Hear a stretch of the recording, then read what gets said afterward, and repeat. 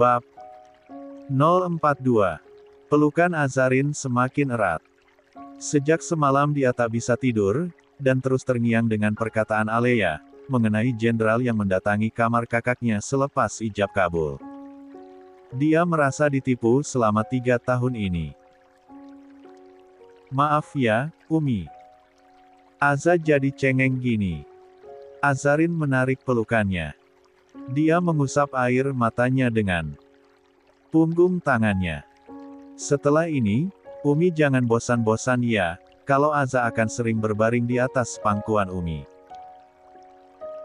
Datanglah, nak, kapanpun kamu mau. Herlina mengecup kepala Azarin.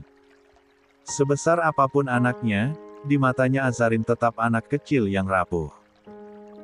Kalau di Jakarta nanti tolong minta kakakmu untuk pulang, ya. Umi ingin sekali bertemu, ucap Herlina kemudian. Tanpa sadar di balik cadar, wajah Azarin berubah datar. Azarin mengangguk kaku. Iya, Umi, katanya, lalu berdiri. Aza pergi dulu ya. Azarin segera menarik tangan Herlina dan dicium dengan taksim. Wak. Perjalanan menuju Jakarta hanya sekitar 2 jam, mobil yang mengantar Azarin pun langsung menuju ke Korem sesuai permintaan Din. Namun, karena Din belum datang, Azarin memilih menunggu di dalam mobil. Dia menatap gedung Korem yang didominasi warna hijau. Entah butuh berapa lama, dia akan melepaskan statusnya sebagai anggota Persit. Mengingat jenderal tetap kekeh menolak bercerai. Azarin menghela napas berat. Dalam hati dia berdoa meminta kemudahan. Tekadnya kali ini sudah bulat. Untuk mengisi waktu menunggu, Azarin memilih berzikir dengan tasbih digital melingkari jarinya. Matanya terpejam, menghayati setiap kata yang diucapkan. Namun, baru beberapa saat, terdengar suara ketukan pintu mobil, membuat Azarin membuka mata seketika. Yang datang tak lain adalah Din. Tanpa buang waktu, Azarin segera keluar dari mobil, sementara Din memberi jarak. Senyum ramah pria itu, membuat Azarin langsung memalingkan wajahnya. Mbak Aza sudah siap? Tanya Din memastikan. Azarin tak langsung menjawab, dia menatap lekat gerbang Korem. Sesaat kemudian, dia mengangguk yakin, iya, Pak. Saya siap, ucapnya. Din lantas memimpin jalan memasuki gerbang Korem, di tangannya memegang tas tangan warna hitam yang berisi berkas perceraian. Tiba di pos Wasrik, mereka sempat terhenti karena adanya pemeriksaan. Hingga salah satu dari penjaga pos, menyadari kedatangan Azarin. Bu Aza? Ya, tebak pria bernama Arga, dan Azarin hanya mengangguk tanpa menjawab.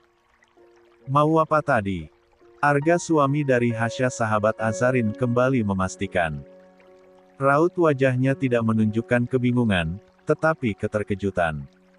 Kami ingin bertemu Pak Heru, jawab Din sekali lagi menyebutkan nama pimpinan di Korem. Kalau boleh tahu, tujuannya apa? Arga masih penasaran. Untuk meminta surat pengantar gugatan cerai ke pengadilan agama. Tanpa sungkan Din menjawab. Sontak saja, pria berkulit sawo matang itu, langsung membelakakan mata. Namun, karena menjaga profesionalisme bekerja, Arga segera menunjukkan arah menuju ruangan pimpinan. Setelah mengucapkan terima kasih, Din dan Azarin melangkah menuju gedung utama. Tanpa disadari, pria yang sempat kaget dengan kedatangan Azarin, langsung berinisiatif menghubungi jenderal. Datang ke kantor sekarang, istrimu di sini dengan pengacaranya, ujar Arga panik. Mereka sudah memasuki ruangan Pak Heru. Sementara itu, kedatangan Azarin dan Din langsung disambut baik oleh Pak Heru, Jenderal TNI. Hanya beberapa saat saja berbasa-basi, Din selaku pengacara, lantas membeberkan tujuannya datang, serta memberikan bukti perselingkuhan jenderal. Pak Heru mengambil foto yang diberikan Din, Keningnya berkerut sambil menatap lekat. Bukannya ini klinik militer. Apa suami Bu Azarin berselingkuh dengan salah satu pegawai di sana? Tanya Pak Heru penasaran. Azarin mengangguk tanpa ragu. Pria itu kembali menatap foto salah satu anggotanya yang dikenal baik selama ini, tetapi wajah wanitanya tak terlihat sedikit pun. Apa kamu tahu siapa wanitanya? Azarin tersenyum, di balik cadarnya. Tahu, Pak. Sangat-sangat mengetahui siapa wanita itu. Wanita itu juga yang telah menghancurkan hidupku, Pak. Sementara di pos Wasrik, Jenderal baru saja datang menggunakan sepeda motornya, dan diparkirkan dengan asal. Tampak jelas wajahnya dipenuhi keringat dingin. Istriku di mana? Seru Jenderal terdengar panik. Jenderal Heru, sosok tegap dengan seragam loreng bertabur tanda pangkat yang menandakan jabatannya, mengerutkan kening menatap berkas berisi bukti dari Din tergeletak di hadapannya. Bukan hanya bukti foto saja, Din ikut menyerahkan berkas yang menjadi poin utama dalam gugatan mereka, yakni surat hasil pemeriksaan Azarin yang masih perawan selarna menikah. Pak Heru kembali membaca. Setiap kalimat gugatan, berharap menemukan celah, sebuah alasan yang bisa dibantah. Namun, berkas yang diberikan Din seolah telah dipersiapkan dengan matang, sehingga tak celah sedikit pun. Setelah cukup lama memeriksa berkas tersebut, dia meletakkan lagi di atas meja, lalu ditumpu dengan kedua tangannya yang saling bertaut. Kalau boleh tahu siapa perempuan yang menjadi selingkuhan suami ibu? Tanya Pak Heru serius. Din tak menjawab, dan hanya melirik Azarin yang sedari tadi menatap ke lain arah. Namun, lirikan Din tersebut tentu disadari oleh Azarin. Saya hanya ingin tahu, dengan begitu saya bisa manggil keduanya. Ini bukan lagi masalah pribadi, tapi sudah menyeret instansi, kata Pak Heru lagi, dan langsung diangguki Azarin. Sebelum saya menjawab, dan memberikan identitas tentang wanita itu, saya ingin bertanya, apa konsekuensi yang mereka dapatkan, Pak? Pria bertubuh tegap itu, menghela napas sembari bersandar di kursi kerjanya. Saya paham apa yang ibu inginkan. Sama halnya dengan beberapa para istri prajurit yang melaporkan masalah yang serupa dengan Bu Aza kali ini, ucap Pak Heru, santai tetapi terdengar serius. Untuk menonaktifkan anggota, tidak semudah itu, Bu. Kami ada prosedur, dan salah satunya kami perlu meninjau kasus ini lebih dalam lagi. Kecuali suami ibu melakukan pelecehan pada anak di bawah umur, atau misal ada perempuan yang datang melaporkan telah dilecehkan, diperkosa, itu bisa langsung dilakukan sidang pencopotan jabatan, jelasnya dengan tenang. Di balik cadar, Azarin tersenyum miris. Dia sudah menebak. Sejauh ini hampir tak ada yang berhasil membuat suami sampai dipecat hanya karena perselingkuhan. Tapi ini sudah masuk zina, Pak, ujar Din tak menerima sanggahan Pak Heru. Dalam Undang-Undang Pasal 279 KUHP mengatakan pernikahan siri tanpa adanya izin dari istri pertama, disebut zina. Tegas Din. Pak, saya paham. Tapi, dalam agama mereka tetap sah. Masalah ini bisa diselesaikan dengan tabayun sesama kedua belah pihak. Pak Heru menghela napas sejenak. Untuk pencopotan sebuah jabatan, tidak bisa dilandaskan hanya karena si suami telah berselingkuh dan menikah siri saja. Bagaimana jika yang dinikahi itu, kakak iparnya sendiri? Apa itu masih sah di mata agama? Din mendengkus pelan. Sementara Pak Heru terlihat terkejut. Jika pasal 279 tidak bisa menjeratnya, maka pasal 4L1 terkait perzinaan pantas diberikan. Tegasnya. Din lantas mengeluarkan lagi satu foto yang menunjukkan Jenderal bersama dengan Alea berada di depan rumah Alea. Dan kini wajah Alea pun, sudah lebih jelas terlihat dibanding foto sebelumnya. Wanita itu merupakan kakak kandung dari klien saya, ujar Din, lalu melirik Azarin sekilas. Sementara Pak Heru tak bisa menyembunyikan raut wajahnya yang dipenuhi keterkejutan. Din lantas menautkan kedua tangan di atas meja, seraya menatap lekat pada Pak Heru. Apa Anda masih ingin mengatakan masalah ini hanya masalah keluarga? Alis Din terangkat sebelah. Sorot matanya dipenuhi keseriusan, menunjukkan jika dia sudah siap kalau harus berdebat panjang lebar. Perlu Anda ketahui, perzinahan bukan hukum perdata, tapi pidana, katanya memperjelas. Pak Heru terdiam, dan untuk mengalihkan rasa canggung itu, kembali menatap kertas di depannya. Saya akan tetap memproses masalah ini, Pak. Jika perlu akan saya bawa kasus ini sampai ke polisi militer kalau Anda sendiri tidak bisa tegas. Ucap Din serius. Pria berkulit agak hitam itu, menghela napas berat. Sudah saya katakan, melepas jabatan hanya karena perselingkuhan, tidak segampang itu, Pak. Ada prosedur yang mesti kami lewati.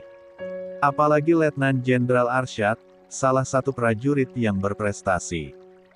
Din mendengkus, semakin tidak mengerti dengan perkataan pria itu. Kami akan tetap melakukan pemanggilan, Pak. Hanya kalau seperti permintaan Anda, dan Bu Azarin, untuk memberikan konsekuensi saat itu juga, kami tidak bisa. Pak Heru lantas menghubungi bagian administrasi untuk membuat surat rujukan ke pengadilan agama.